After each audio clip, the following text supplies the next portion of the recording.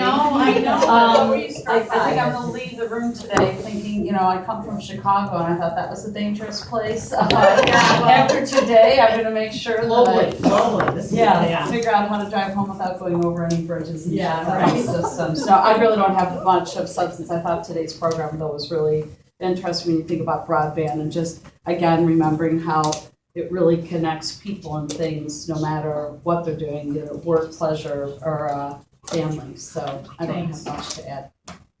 Fred? Keep it short, that the state goals and recommendations should also include goals and recommendations for security. Yeah. Maybe we could develop that out further. Dan? I'll get a Fred. But I also say that our network guy, I didn't watch the Jetsons growing up. You didn't like the But he did. He was getting younger than I was. Uh-huh. And it's scary about all of the things that people can get at. And I promote broadband every day. Wireless, mobile, connect, the internet of things. Yeah. I think I'm going to keep doing it. There's got to be good people that can stop these cyber attacks. And it's embarrassing for Target and Home Depot and everyone else that's gotten hacked. But it kind of sounds like they probably didn't do some of those simple things that could avoid a lot of problems. And you either pay now or you pay later. Yep. And paying later usually is a whole lot more than fixing the roof before the rain comes in. That's it. I think it's a really good point. I would ditto the piece about building out some security recommendations, both maybe specific and broad, like ideas, platform ideas around that, and do you want to say? Well, I just wanted to mention that there is one piece, the first Broadband Task Force, one of the pieces of their recommendation was to do a study around vulnerabilities and get into making some of the recommendations that we talked about today. And Representative Halverson actually drafted that legislation in 2013 and has picked that back up and is fine-tuning it. Okay. Excuse me, based on some of the environmental changes. And so we're digging into that a little bit, but as part of that discussion, we are trying to identify there are numerous areas within the state. As we all know, cybersecurity is a very hot topic right now, from the National Governors Association to the National Counties Group to obviously, all the way through the system. And so one of the pieces that we're doing to help inform that legislation is to identify the areas where this is already being discussed within the state and identifying the missing actors that aren't at the table in that discussion. So I just wanted the folks to know that that part of the previous task force recommendation around this did get picked up. And I know that the folks who sponsored that language would be very happy to hear that this group is talking about putting some more finer detail around those recommendations. So if it would be permissible, could you share that information you're sharing with Representative Halverson back with us so that we can kind of pick up, Absolutely, that's why I brought it up. and learn from that, because I think that's very helpful. I think the other thing that maybe the report can help, and this is to the point that I was, I do think this cross-sector piece is really important, and it's really not, in particular sectors, it's just not there. I mean, there's just people who are not seeing how their world is impacted by these threats and issues. I think we see it a little more at the education front. We're seeing that because you see in K-12 schools, people see it because they see privacy issues, they see issues around connectivity, you see it at the higher ed level a little more. But I do have to say, I think that our topic in transportation, it's really fascinating. It was almost as if there are applications, but the cross-sector piece of this around security is almost a missing discussion of what is happening. And I think we need to raise that up in what we're writing out of out of, that it's an observation that frankly, I mean, we've been kind of hammering on this for a while, but the Minnesota Department of Transportation really needs to be much more involved in these issues. We've always thought the commissioner needed to sit at the, what's the table that you have, the sub-cabinet level, issues around broadband and hasn't, because of some of these issues. And so I just want to say that I think there are very specific issues that we can work on, but I think there, for policy level discussion, there are these other high level things. So we're gonna keep going around the table on this, so. Well, the thing that I think about is that it costs a lot to just reach the goal that was originally set out. Right. Right, so these will be competing, it looks like there's gonna be changes in infrastructure, cost to the taxpayer, so these things represent competition for those dollars. So, I mean, so there's we really need to think about that. Yeah, good point. I was just thinking, and again, we're on like a local government perspective. You know, the same issue you have with like department transportation out being maybe engaged with the city. A lot of times, like the works departments and fire departments really sort of operate as entities themselves, and they're not as engaged with. You probably never heard this.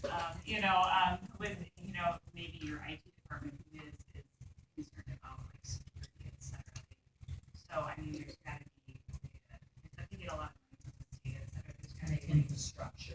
infrastructure in general, some of the stuff to sort of that system to, because they often make purchases and decisions.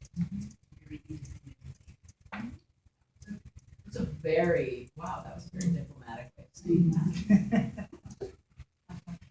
I can't top that or what you guys said, so I will echo your comments about the things at the local government level and just add a personal observation about today. 26 years ago, my sister was killed in a car accident that she might have survived with all of the technology we talked about today, from the first responders being able to get to a part of the world and soda in time, and to even the first responder apps on the phone. And somebody had to break into a house to try and find a phone to call out. So with all the scary things about security and technology. Yeah, building on that one, I particularly liked all the information today because of the cross coverage, and I think putting more detail and updating that rural EMS application. You know, we heard about that, but it'd be interesting to see, okay, what is cutting edge now, and looking at even probably considering it as one of our recommendation areas for an upcoming year. I feel like we sort of went on this trip today of first talking about the promise and application of the internet in positive ways. We're talking about worker morale and cutting emissions or getting emergency responders somewhere quicker, or crash aversion, and how, like so many things in society, this sort of a lunatic fringe can create this other side of these issues that we have to put as much time into, unfortunately. So it's the I'd like to strongly suggest that we advocate for some type of state centralized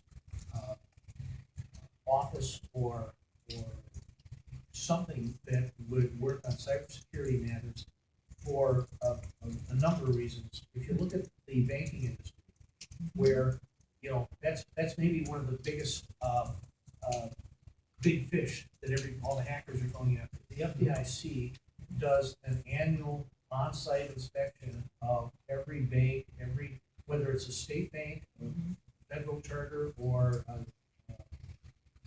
credit unions. Anybody that has anything to do with FDIC insurance has this obligation to walk the inspectors through, and it's about a 3-day deal. And they look at everything down to the point where in a bank, they have to have all of their equipment in a locked room, and inside the locked room, the equipment has to be in a cage. So, I mean, you can't just have somebody bumbling around and going in there. I just think that the state is the most logical thing that we can influence and get it done, because when you look at the reach of the state, it's financing, helping to finance counties, helping to finance cities, the school districts. There are so many entities out there that are partnerships, where the state funds some of it, the counties fund some of it. And besides all of that, that's the state, and all of these organizations all deal with a lot of money. And what a great target for hackers to be able to get into and go after and get, money out of Matt's budget, or money out of the city's budget, or and more so, I guess, what really concerns me, we're working so hard to get people to adopt. And all of a sudden, somebody says, yeah, I adopt this internet, I have it in my home, and I put my information with the state, and it gets hacked, and somebody takes my credit card that I use to pay my taxes. I was using TurboTax, and somebody filed a fake refund claim, and now I can't get my refund because of the I mean, all of this stuff just makes everybody step back and say, whoa, wait a minute. And, we're trying to move everybody this direction, and the hackers are moving everybody, are scattering the herds. So the state seems to be the most logical. I mean, the very most logical would be federal, but we can't influence that. So, what we can influence the state. I actually had two things. One was around cybersecurity, and maybe, I don't know, whoever goes forward to the next group, that might be a good subcommittee. I'm thinking cybersecurity and getting different connections or speak. We had the one speakers already come in, but maybe there's even more we can do, and even have a group study more. The second one, a topic potentially that I heard today, and I keep hearing the Internet of Things. I think that might be a good topic for us to hear about from someone. I think there's a lot of different experts out there on what Internet of Things is. And I just want to say that I like your idea of some sort of agency group. Another option to start with is maybe something a group could look at is one thing that's been done in the past, and maybe is coming back in vogue a little bit, is a legislative commission on this, which then educates legislators bipartisanly and across the two bodies, which help build support for getting there, which might be something that we could also look at recommending, because I think part of it is, we know something. I mean, some of you know a lot more than others of us, but think about, the policymakers really, this is an area where people really don't have a lot of knowledge. And so there needs to be a knowledge base built around it to be able to get there. And so that might be something that we want to look at possibly as a recommendation as well. And that would help build a knowledge base around this. And then they can do that cross sector work around all the different areas to bring in. Because I do like it a lot as a area that really should be explored. All right, yes. I would just like to offer on that cybersecurity thing that I would like to commit to the group for the next meeting that we come back with at least a small briefing on some of the areas, because there's a lot we don't know, and there's a lot going on around cybersecurity, what's already happening, and so I think that might help inform our next steps on this issue, is if we at least pull together some of that information for the task force. Great, that'd be helpful.